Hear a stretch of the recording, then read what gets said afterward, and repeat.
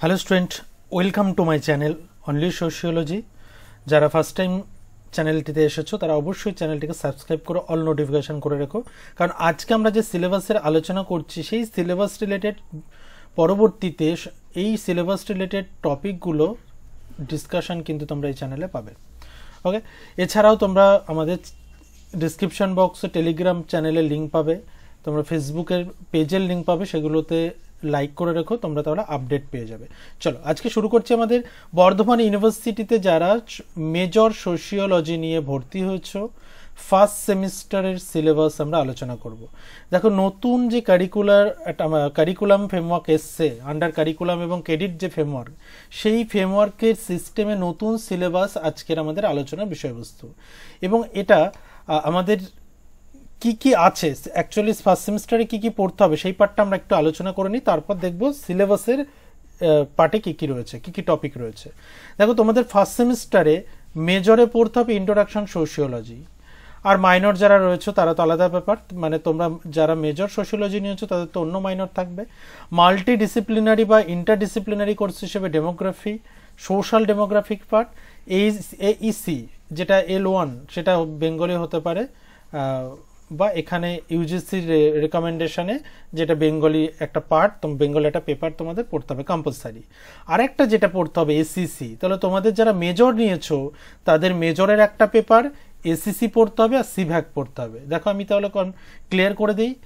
তোমাদের প্রথমে পড়তে হবে ফার্স্ট সেমিস্টারের মেজরে যারা রয়েছে, মেজর এসিসি প্লাস সিভ্যাক।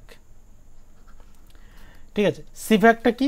সিভ্যাকটা হচ্ছে, এটা হচ্ছে ভ্যালুয়েটেড একটা কোর্স।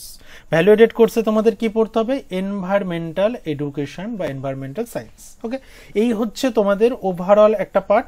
আর তোমাদের এখানে মাল্টি ডিসিপ্লিনারি এটা চয়েস করতে হবে। তোমাদের প্রত্যেকটা আলাদা আলাদা কলেজে, প্রত্যেকটা কলেজের একটা লিস্ট দিয়ে দেবে, সেই লিস্ট অনুযায়ী তোমরা চয়েস করে রেজিস্ট্রেশনটা কমপ্লিট করে নেবে। ওকে, চলো আজকের আলোচনা করছি আমরা ফার্স্ট সেমিস্টারের আমাদের যে পার্টটা রয়েছে মেজর সোশিওলজির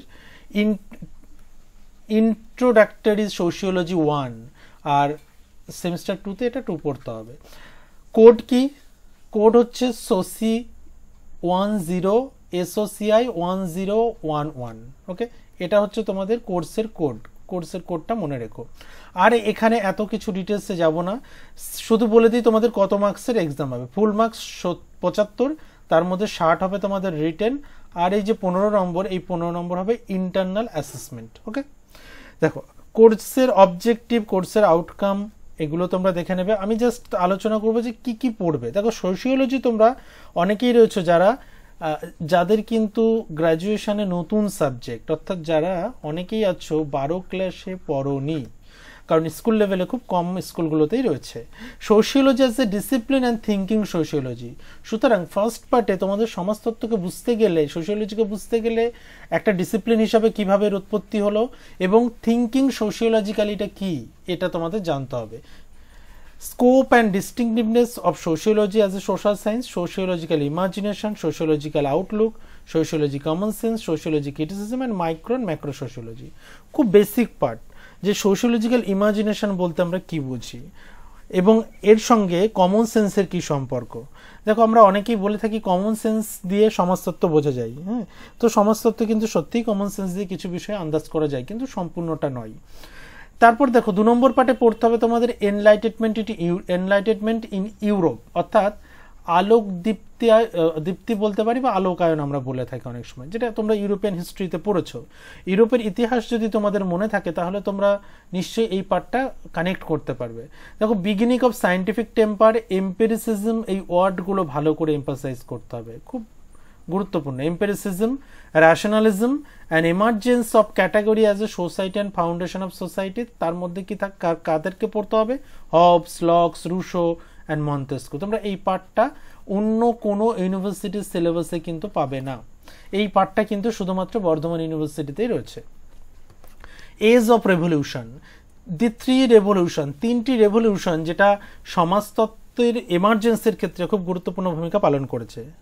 সেই 3টি রেভলিউশন কি কি? 1 নম্বর হচ্ছে ফ্রেঞ্চ রেভলিউশন, আমেরিকান রেভলিউশন এবং number 3 industrial revolution. French revolution অর্থাৎ ফরাসি বিপ্লব, আমেরিকা বিপ্লব, আর একটা হচ্ছে শিল্প বিপ্লব। এই তিনটি ঘটনার ইম্প্যাক্ট কি পড়েছিল সেই সময় তৎকালীন ইউরোপিয়ান সোসাইটিতে, এই তার উপর বেস করে সমাজতত্ত্বের উৎপত্তির ঘটনাটা আমরা এখান থেকে জানবো। এনলাইটেনমেন্ট থেকে কিভাবে রেভলিউশন হয়, এনলাইটেনমেন্ট থেকে কিভাবে রেভলিউশন হলো, সোশিওলজির উৎপত্তি একটা ডিসিপ্লিন হিসেবে কিভাবে আসলো, এবং এখানে সেন্ট সাসিমোর ইন্ডাস্ট্রিয়াল সোসাইটির কনসেপ্ট আমরা পড়বো। ওকে, এরপর আসছে 4 নম্বর, আইডিয়া অফ সোসাইটি। দেখো এই যে প্রত্যেকটা পার্ট আমরা পড়লাম এটা ইউরোপিয়ান সোসাইটির পার্সপেক্টিভে, মানে তোমাদের এই পেপারটা অন্যান্য ইউনিভার্সিটির পেপারের থেকে, অন্যান্য ইউনিভার্সিটির সিলেবাস থেকে একটু আলাদা এখানেই যে অন্যান্য ইউনিভার্সিটিতে জাস্ট এমার্জেন্স অফ সোশিওলজির 3টে পার্ট, 3টে রেভলিউশনের কি গুরুত্ব সেই পার্টটা এখানে বলা আছে, কিন্তু তোমাদের এখানে বিশেষ করে এই যে ideas of society, age of revolution, এগুলোকে খুব ইম্পর্টেন্স দেওয়া হয়েছে। আইডিয়াস অফ সোসাইটিতে নন ইউরোপিয়ান স্পেসও পড়বে, ইবন খালদুন, যেটা তোমাদের সিলেবাসেই একমাত্র আছে। Ibn Khaldun's idea, science and society, formulation of indigeneity and tradition and colonial society of South Asia. অর্থাৎ ইবন খালদুনের যে গুরুত্বপূর্ণ কাজ, সায়েন্স এবং সোসাইটির যে ধারণা, সেই পার্টটা তোমাদের এখানে পড়তে হবে। তাহলে দেখো এই পার্টটার সম্পূর্ণটাই কিন্তু ইউরোপের ইতিহাসের সঙ্গে কানেক্টেড এবং টোটালটাই থিঙ্কার বেসিস আলোচনা। আর এই পার্টটা হচ্ছে খুব কমন এবং জেনারেল আলোচনা, এটা খুব কমন আলোচনা এবং আমি বলবো এটা খুব ইজি আলোচনা। এবং এর ওপরে বেশ কিছু ভিডিও আমাদের চ্যানেলে অলরেডি আপলোডেড আছে, তোমরা দেখে নিতে পারো। বিশেষ করে থিঙ্কিং সোশিওলজিক্যাল ইমাজিনেশন, এগুলোর পার্ট তোমরা পেয়ে যাবে, প্লেলিস্ট চেক করলেই পেয়ে যাবে। এরপর আসছি আমরা আইডিয়াস অফ সোসাইটি, গেল ইউনিট 2। ইউনিট 2তে তোমাদের পড়তে হবে এর বেসিক কনসেপ্ট। এই বেসিক কনসেপ্টের ধারণা তোমাদের প্রত্যেকেরই আছে, অর্থাৎ সমাজের বিভিন্ন অংশে আমরা যখন দেখেছি, সমাজের বিভিন্ন অংশে এই পার্টগুলোর আলোচনা হতে দেখেছি বা এই পার্টগুলোর অস্তিত্ব আমরা দেখেছি, like association, aggregates, categories, status and role, norms and values. এই যে পার্টগুলো, এইগুলোর প্রত্যেকটা সম্পর্কে আমাদের একটা আইডিয়া আছে। আমরা জাস্ট এখানে সোশিওলজিক্যাল ভিউটা দেখার চেষ্টা করব।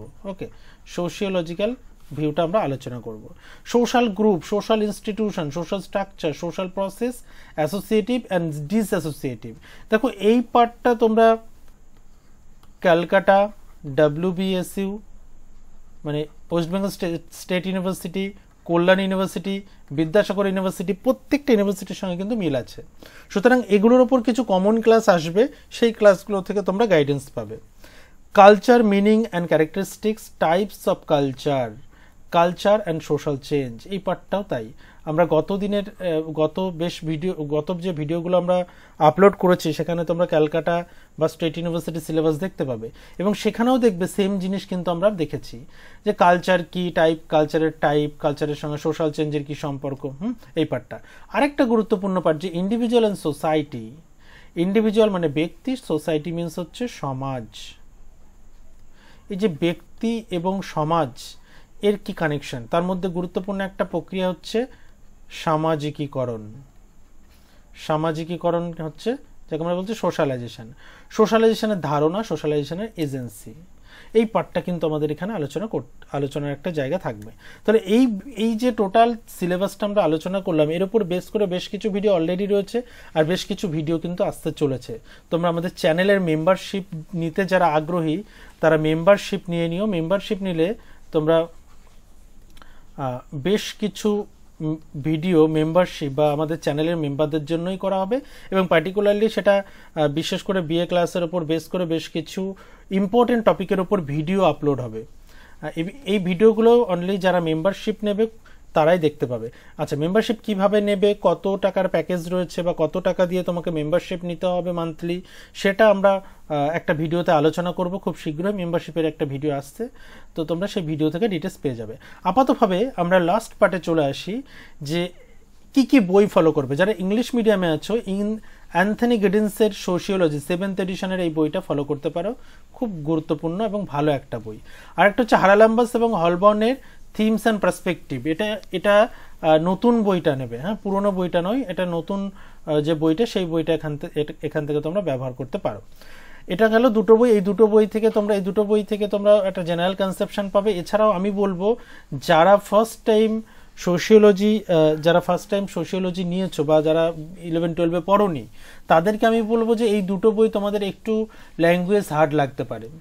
তো তোমরা এনসিইআরটি নিতে পারো। এনসিইআরটির বেশ কিছু বই তোমরা অ্যাভেলেবেল পেয়ে যাবেন ইন্টারনেট, বিশেষ করে ফ্লিপকার্ট, অ্যামাজনে পেয়ে যাবে। এনসিইআরটির বইগুলো তোমরা পড়তে পারো, তাহলে তোমাদের একটা বেসিক জায়গা থেকে তোমরা শুরু করতে পারবে। অনেকের ক্ষেত্রে সমস্যা হয় যে এই বইগুলো প্রথমে পড়ে বুঝতে পারে না বা একটু সমস্যার একটু প্রবলেম ফেস করে।